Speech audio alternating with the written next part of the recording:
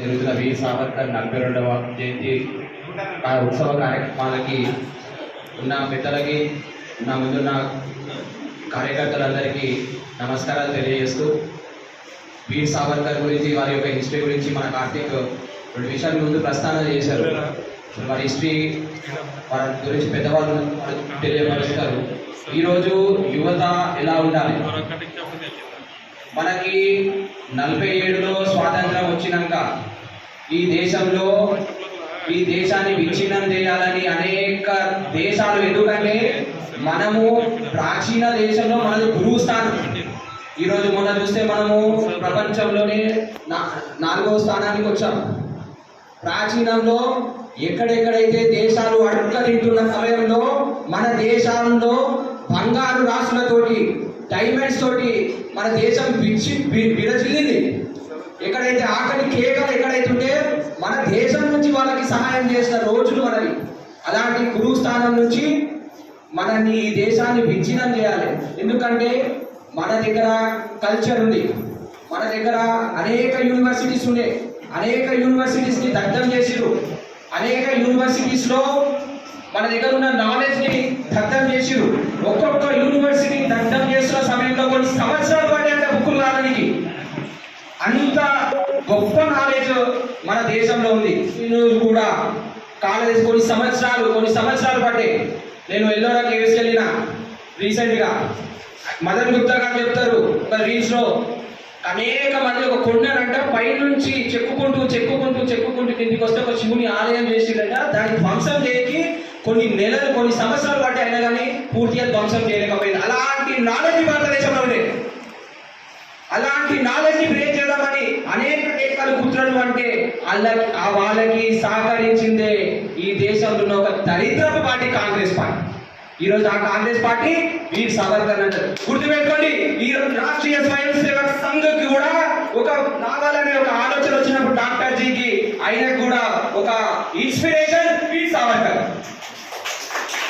ఈరోజు ఆర్ఎస్ఎస్ ఉంది కాబట్టి ఈరోజు దేశం ముక్కలు కాలేదు. లేకపోతే ఈ దేశాన్ని ఎంత విచ్ఛిన్నం చేయాలని కూడా అంత విచ్ఛిన్నం చేస్తుంది. ఈరోజు ఈ 11 ఏళ్ళుగా మన భారతదేశంలో, మన దేశంలో ఒక జాతీయ భావంతో ఒక రాజకీయ పార్టీ మన దేశంలో అధికారంలో వస్తే ఎలా ఉంటుందంటే వీర్ సావర్కర్ జయంతి చేసినట్టు ఉంటుంది. లేకపోతే సుల్తానో ఇంకొకడో వాడోడో ఏదో కనిపెట్టిందని వాడి పేరు 50 ఏళ్ళ నుంచి మనం చదువుకోవాల్సి వస్తుంది. ఇంకా ఫ్యూచర్ కూడా చదువు. అందుకే యువత ఒకటి తెలుసుకోవాలి, మనము ఒకప్పటి లేక స్వాతంత్రం కోసం కొట్లాడి రోడ్డు మీదకి వచ్చే సమయం ఈరోజు లేదు.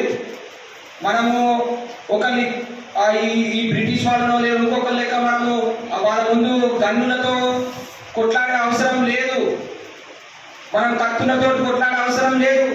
కానీ ప్రశ్నించాలి.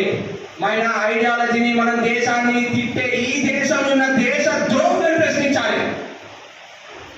ఈ దేశంలో ఉన్న సూడో సెక్యులర్ నా కొడుకులను ప్రశ్నించాలి. ఈరోజు చూడండి, ఒక ఆపరేషన్ జరిగింది, అనేక మంది మావేశ్వరం ఏర్పరేస్తారు. కొంతమంది సూడో సెక్యులర్ ప్రొఫెసర్లు అంటారు పాకిస్తాన్ వాళ్ళు అన్నారు, పాకిస్తాన్తో చర్చలు అంటే ఆపేసారు, సీజ్ఫైర్. మరి మావేశ్వరులు ఈ దేశంలో ఈ దేశాన్ని ఏదైతే శ్రీలంకని విచ్ఛిన్నం చేసిరో ఇంటర్నల్ గా, బంగ్లాదేశ్ ని విచ్ఛిన్నం చేసిరో అక్కడ ఉన్న ఇంటర్నల్ గా, మావేశ్వరులు కూడా భారతదేశాన్ని ఇంటర్నల్ విచ్ఛిన్నం చేసేటప్పుడు ఊపుటమా? బరాబర్ సమాధానం చెప్తాము. ఈ రోజు దేశం కోసం ఆలోచించే ప్రభుత్వం సమాధానం చెప్పింది. ఆ ప్రభుత్వానికి మనం గర్వపడాలి. ఇలాంటి ప్రభుత్వం రాబోయే రోజులు ఉంటేనే వీర్ సావర్కర్ లాంటి అనేక మంది వ్యక్తులని ఈ దేశంలో ఇచ్చే విధంగా అవుతుంది. లేకపోతే మళ్ళా మనము అదే సుల్తాన్, అదే ఒక మొఘల్స్ గురించి చదువుకునే రోజులు వస్తాయి. పప్పుకి చెప్పండి, ఇది అప్పటి భారతదేశం కాదు, ఇది నయా భారత్.